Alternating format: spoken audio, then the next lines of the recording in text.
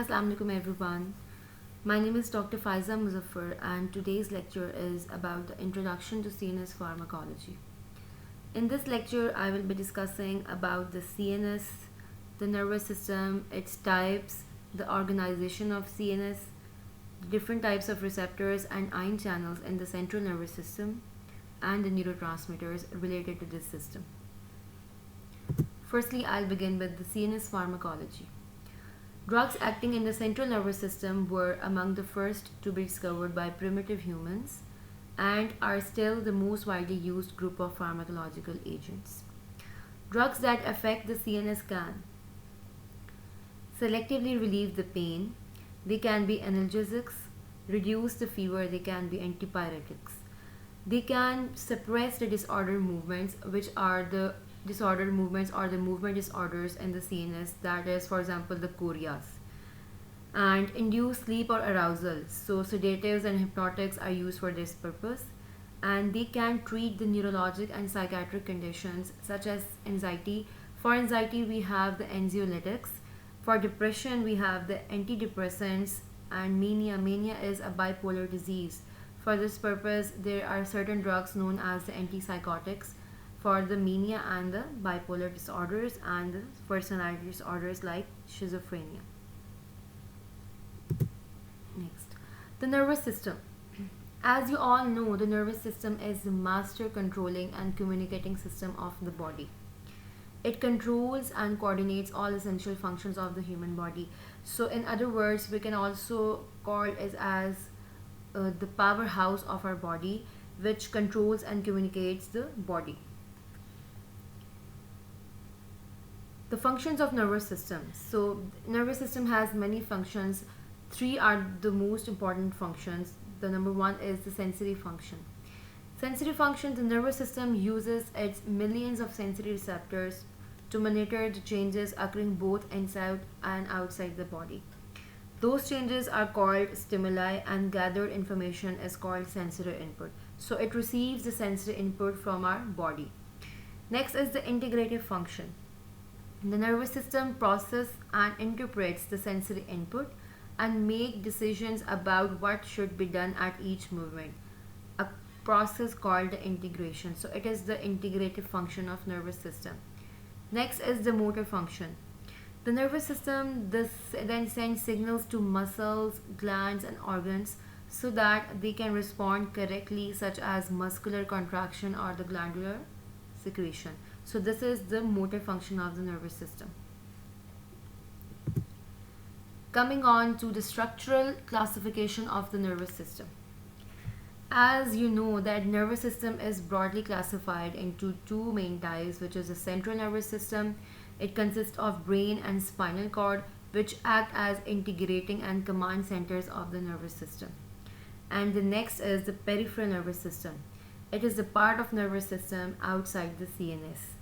They link all parts of the body by carrying impulses from sensory receptors to CNS and from CNS to appropriate glands or muscles. And as you can see, the peripheral nervous system in turn is divided into two main types, which is the autonomic nervous system and somatic nervous system. The autonomic nervous system is the fight and flight system of our body.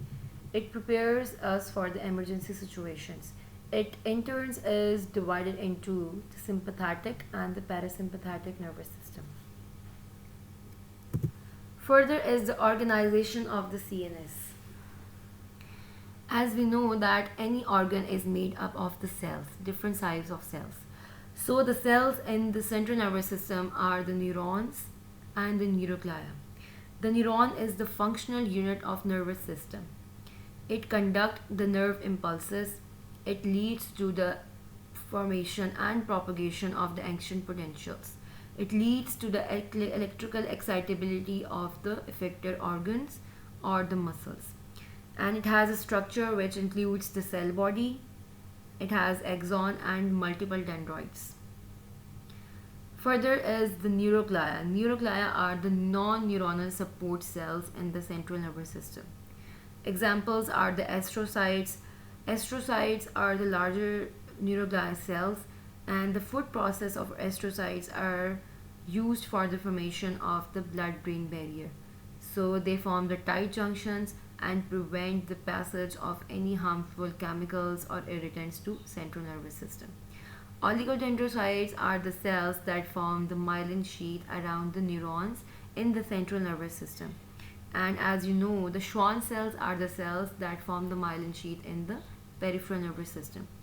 Next are the microglia. Microglia are the macrophages that are present in the central nervous system. Blood-brain barrier. It is the most important structure that is present in the CNS. The blood-brain barrier is formed by the astrocyte foot process. As you can see here, these are the foot processes of astrocytes. They form the tight junctions around the capillary lumen or the blood vessels, and they prevent and limit the penetration of the substances into the extracellular fluid of the central nervous system. It is a protective functional separation of the circulating blood from the extracellular fluid of the CNS that limits the penetration of substances including drugs. Circulating drugs must cross the blood-brain barrier to gain access to the neurons of the brain. So, if a drug needs to produce its effects in the CNS, it must first cross this blood-brain barrier and gain entry into the central nervous system extracellular fluid. Drugs that cross the blood-brain barrier are most readily. They must be lipid soluble. The drugs must be lipid soluble so they can easily penetrate through the membranes. They should be smaller in molecular size. They should be poorly bound to proteins so that it would be easy for the drugs to dissociate through the membranes. Non-ionized at the pH of CSF. Non-ionized means the drugs having no charge, so it will be easy for the drugs to penetrate through the membranes. Next, the cellular organization of the brain. Most of the neuronal systems in the CNS can be divided into two broad categories. The one is the hierarchical system and the next is the diffuse or the non-specific system. The hierarchical system, these systems are delimited in their anatomic distribution and generally contain large myelinated, rapidly conducting fibers. It contains major sensory and motor functions. Major neurotransmitters are aspartate, glutamate, GABA and glycine. So they are basically the amino acid neurotransmitters which are included in this system. Other is the diffuse or the non-specific system. Diffuse or non-specific systems are broadly distributed with single cells frequently sending processes to many different areas. The axons are fine and branch repeatedly to form synapses with many cells. Axons commonly have periodic enlargements which are also known as varicosities. In other words, we can say these are the swellings at the end of the axons that contain transmitter vesicles. The transmitters in the diffuse system are often amines, norepinephrine, dopamine, serotonin, or peptides that exert actions on the metabotropic receptors. So there are the different targets of CNS drug action. For a drug to produce the actions in the body, it must target certain sites in the body, whether they may be the ion channels, they may be the receptors, the enzymes, or the synapses. So now we are talking about the CNS drugs. So they act on the ion channels and the synapses. So most drugs that act on the central nervous system appear to do so by changing ion flow through transmembrane channels of nerve cells. Types of ion channels are the voltage gated channels and number 2 is the ligand or neurotransmitter gated channels. Voltage gated channels. These channels are regulated by changes in the membrane potentials. Axonal sodium channels are involved in the propagation of action potentials. Presynaptic calcium channels that play a critical role in the release of neurotransmitters from the synaptic vesicles. So basically the sodium and the calcium channels are involved in the voltage gated ion channels and they lead to the propagation of action potentials. Next we are having the ligand gated channels. Ligand gated channels may be directly linked to ion channels. In the next slide, I'll be showing you the detailed diagrammatic representation of these channels. Further, they may indirectly act by changing the ion channel function by second messenger system. Number three is the membrane delimited metabotropic ion channel G proteins, in which the G proteins are directly linked to the ion channels. And next are the diffusible second messenger metabotropic ion channel, for example, the cyclic AMP, inositol triphosphate, or diacylglycerols. In this, the G proteins are once activated and they lead further to the formation of the second messengers. The second messengers then activate the ion channels. Next, this diagram shows the different types of ion channels in the brain. Figure A, it shows a voltage gated ion channel in which the voltage sensor, this is a sensor that controls the gating of the channels. Next, in the B figure, it shows a ligand gated ion channel in which the binding, this is the binding of a neurotransmitter to a specific site to the inotropic channel receptor, it controls the gating of the channels. Thirdly, it shows a metabotropic receptor. This is a metabotropic receptor coupled to a G protein. G protein coupled receptors that can interact directly with an ion channel. So in this case, in the membrane delimited metabotropic ion channels, the G proteins on one side are directly linked to the receptors, and on the other side they are directly linked to the ion channels. So they activate or deactivate them directly. And lastly, we have the diffusible second messenger metabotropic ion channels that shows a receptor that is coupled to a G protein that activates an enzyme. This is the enzyme or the cell signaling pathway. The activated enzyme then generates the second messengers, which are the diffusible, for example the cyclic AMP, which then interacts to and modulates the ion channels. So in this case, the G proteins indirectly activates or deactivates the ion channels. Next, we have the two main types of receptors, which are the inotropic receptors and the metabotropic receptors. As I have previously discussed, the inotropic receptors, these are the ligand-gated ion channels in which there is a specific site for the ligand on the ion channels, and the ligand, when binds to ion channels, it leads to the opening or closing of the channels directly. They directly alters the membrane potential. Metabotropic receptors, they are the slower but can have greater effects. Two types, they can be G protein coupled receptors, or there can be tyrosine kinase receptors, as in the case of insulin metabolism. Further, we are discussing the mechanism of these receptors and how they act. For example, in this case, the direct neurotransmitter action occurs. The neurotransmitter, it binds to the sites on the channels and it leads to the activation of the channels. In this case, there is the indirect neurotransmitter action in the case of metabotropic receptors. The neurotransmitter binds to a specific site on the receptors. Receptors are then activated, that leads to the activation or deactivation of the G protein coupled cell signaling, and cell signaling then activates or inactivates the ion channels. Further, we will discuss the molecular targets or sites for the CNS drugs. As I have already discussed, that the drugs act on specific sites, but for CNS drugs, we see that they act on the ion channels or the synapses. So, a small number of the CNS drugs exert their effects through direct interactions with the molecular components of ion channels on axons. Examples are many CNS drugs, for example, anticonvulsants, local anesthesia, they act on the ion channels. Synapse. The effects of most therapeutically important CNS drugs are exerted mainly at synapse, presynaptically and postsynaptically. Presynaptically, the drugs act presynaptically to alter the synthesis, storage, release, reuptake, or metabolism of the transmitter chemicals. As in this diagram, we can see that this is the presynaptic neuron.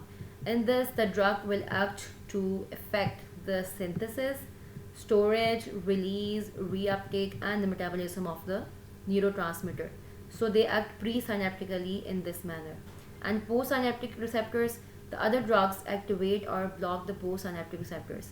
These are the postsynaptic receptors, and the other drugs will act on this receptor.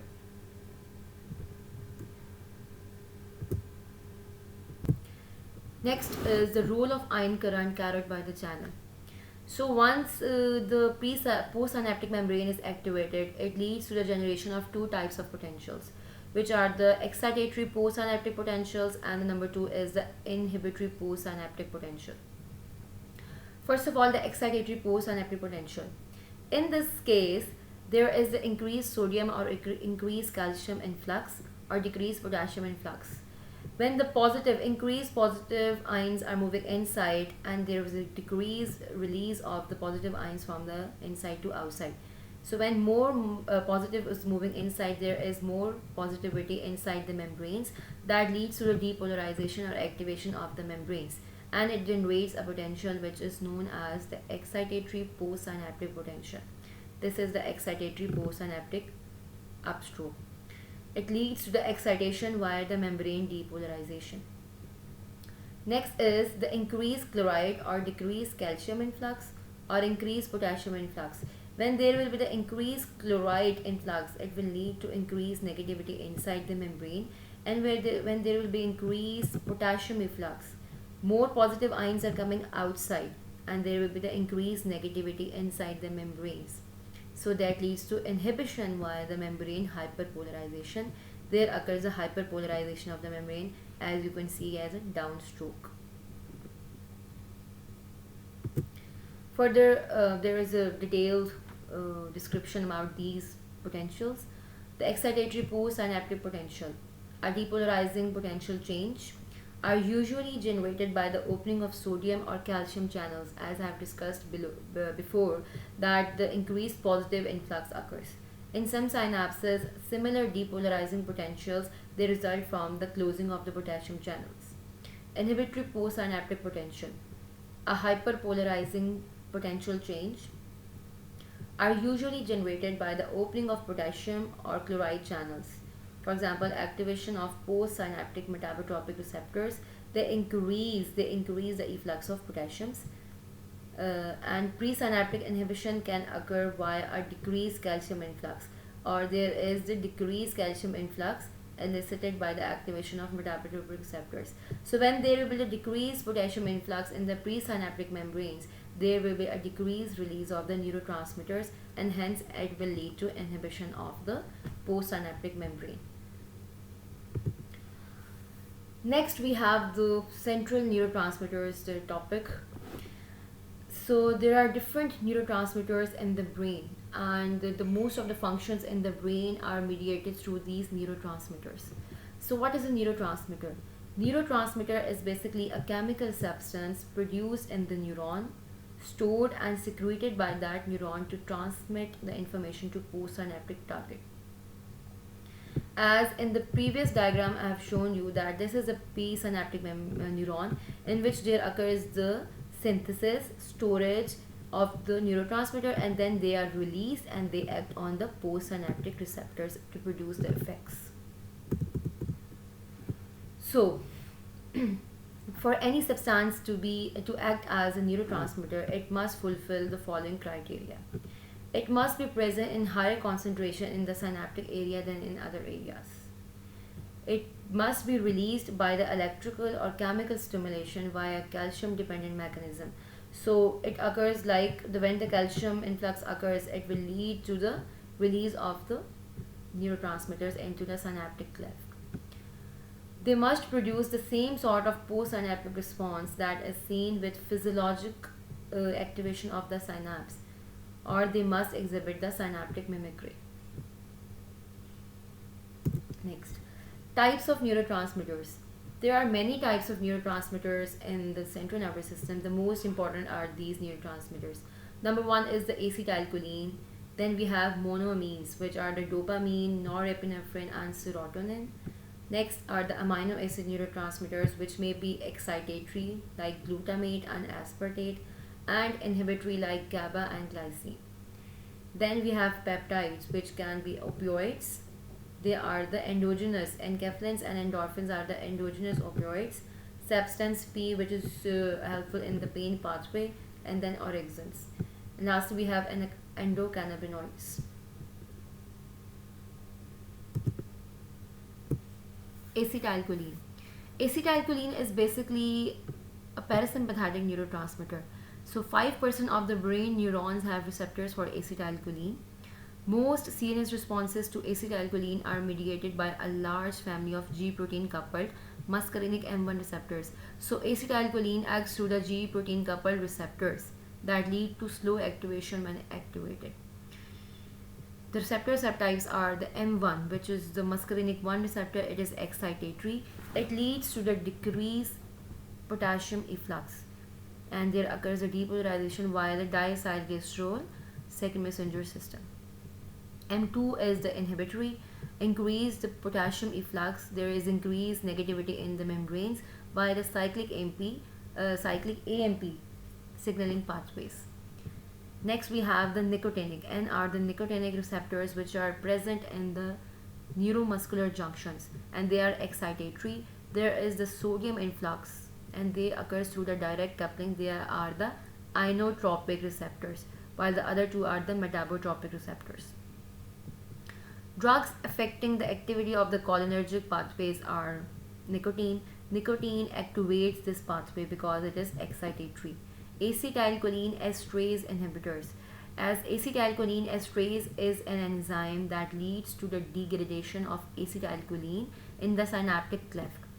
So when acetylcholine esterase is inhibited, as in Alzheimer's, there will be the increased concentration of acetylcholine and decreased degradation of acetylcholine in the synaptic cleft. M blockers, muscarinic blockers, for example, benztropine, are used in Parkinsonism. So Parkinsonism is a CNS disorder in which there is increased activity of the muscarinic receptors. So muscarinic blockers are given so that there is decreased activity of these receptors, and increased activity should be produced by the levodopa, which is the dopamine analog given in Parkinsonism. Next, dopamine. Dopamine is an inhibitory neurotransmitter. It exerts the slow inhibitory actions at synapses and specific neuronal system, commonly by the G protein coupled activation of potassium channels postsynaptically or inactivation of calcium channels presynaptically. As we have discussed earlier, that the inactivation of the calcium channels automatically leads to the inhibition of the postsynaptic membrane. So it is an inhibitory neurotransmitter that will inhibit or inactivate the calcium channels presynaptically. There are the multiple subtypes of dopamine, which are from D1 to D5. They are all G protein linked to cyclic AMP signaling pathways. D2 receptor is the main dopamine subtype in the basal ganglia neurons, and it's widely distributed at the supraspinal levels. Dopaminergic pathways are nigrostriatal, mesolimbic, tuberoinfundibular tract. So, and the main pathology in the Parkinsonism is in this tract. This is the nigrostriatal tract, in which dopamine activity is decreased in the CNS. So the activities of the dopaminergic pathways are increased by the CNS stimulants like the amphetamine and levodopa. Levodopa is a dopamine analog given in the Parkinsonism. Activities are decreased by the antipsychotics like chlorpromazine. Further, we have norepinephrine. This is a sympathetic system's neurotransmitter. Noradrenergic neuron cell bodies are mainly located in the brainstem and the lateral tegmental area of the pons. They may be excitatory or inhibitory neurotransmitters depending on the receptor subtype, and they are also the second messenger coupling systems, and they are metabotropic receptors.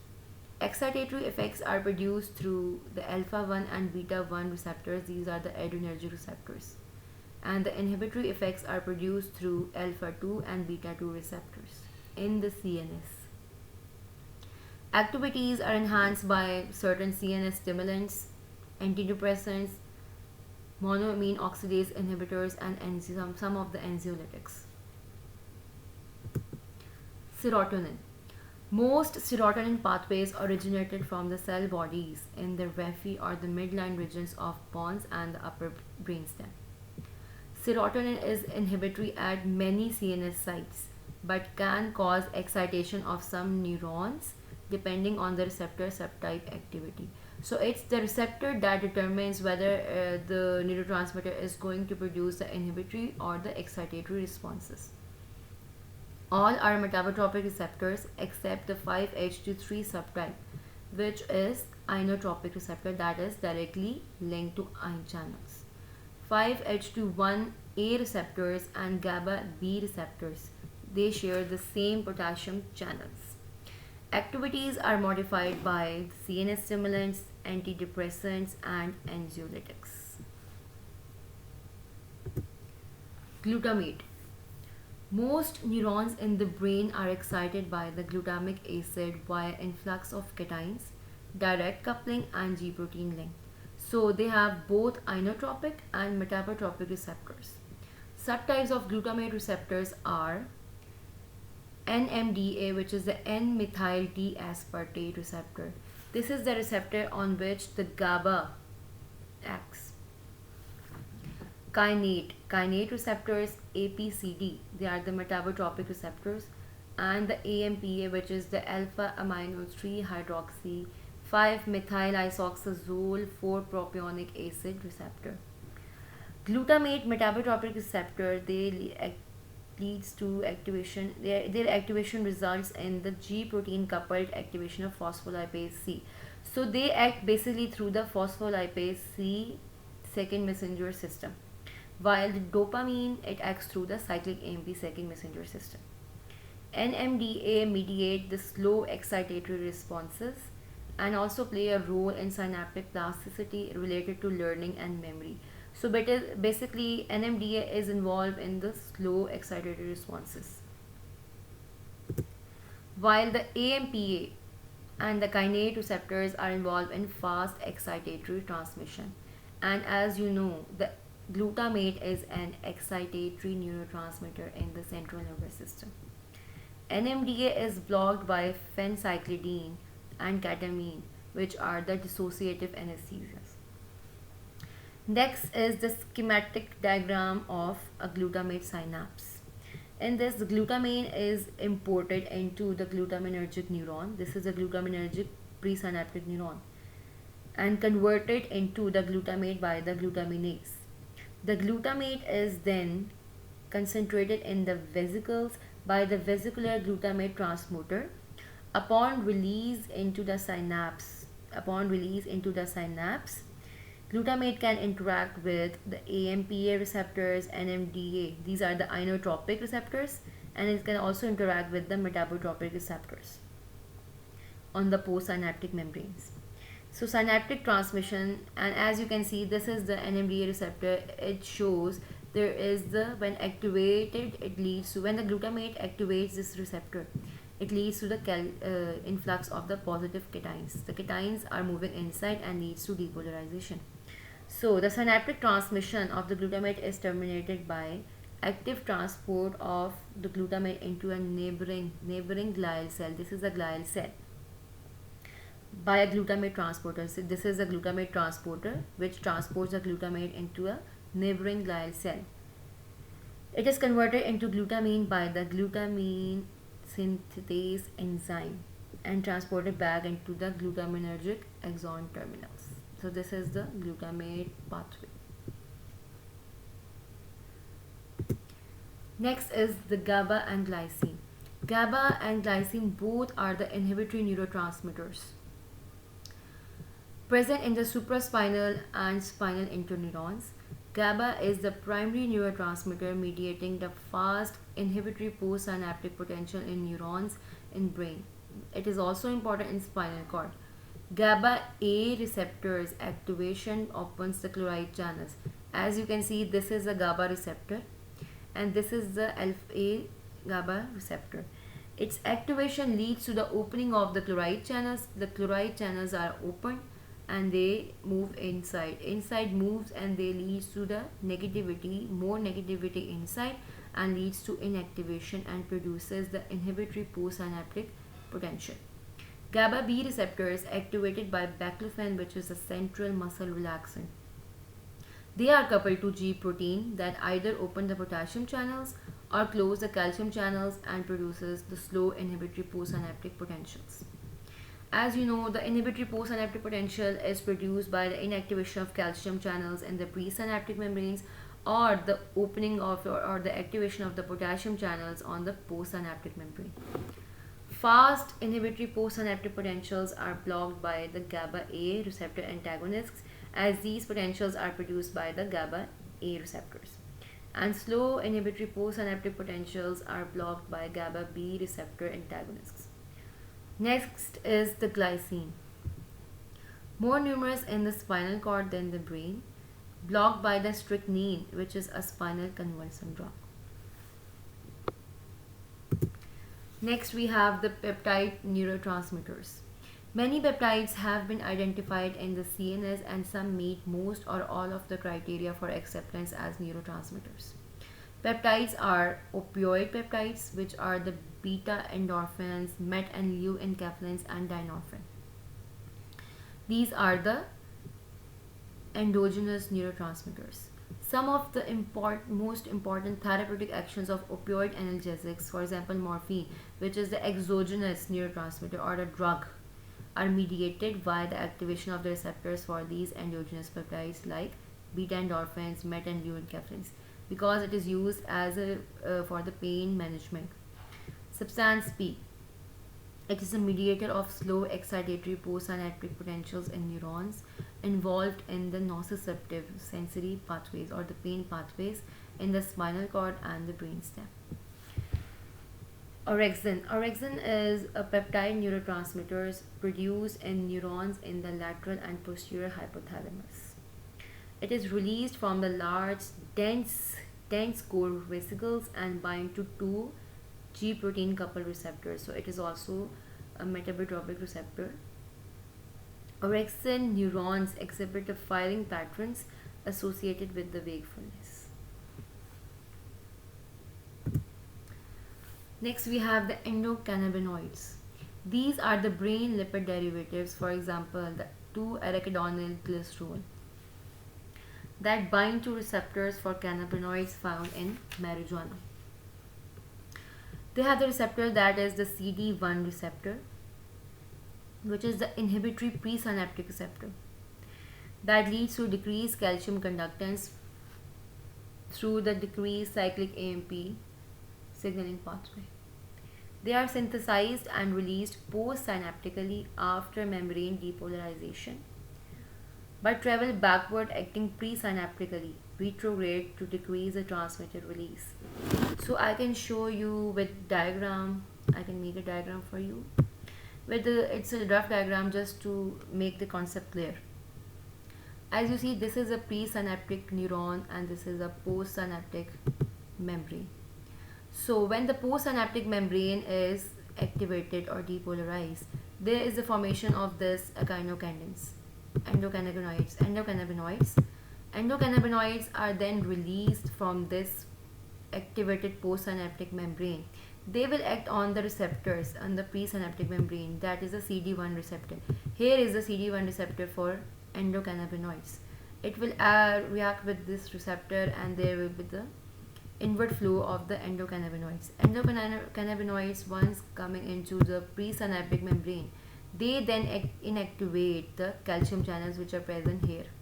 The calcium channels are present here and they will inhibit this channel, and there will be the decreased calcium conductance into the presynaptic membrane, and there will be the decreased neurotransmitter release. So it has an inhibitory effect on this presynaptic calcium channel. So they are synthesized and released postsynaptically, as you can see from here, synthesized here and released postsynaptically after membrane depolarization, but they travel backward acting presynaptically. So they travel backward acting presynaptically through this CD1 receptor to decrease the transmitter release from here by inactivating the calcium channel.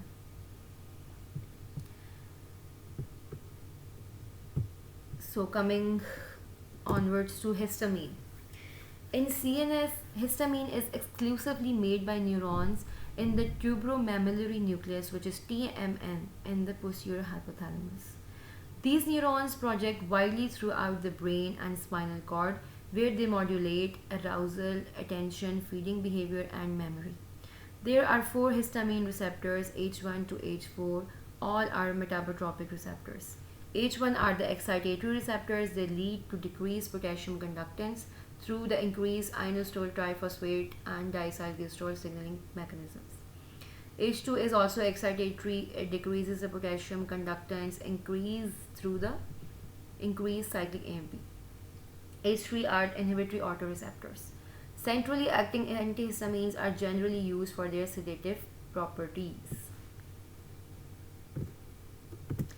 Tachykinins. These are the neurokinins present in the brain, in the central nervous system. So the primary sensory neurons, cell bodies are present at all levels in the central nervous system. They have long and short connections. The receptor subtypes are the NK1, NK2 and NK3. These are all excitatory receptors. They decrease the potassium conductance through increased inositol triphosphate and diacylglycerol signaling mechanisms. I hope I have made this chapter a little bit clearer to you, and thank you.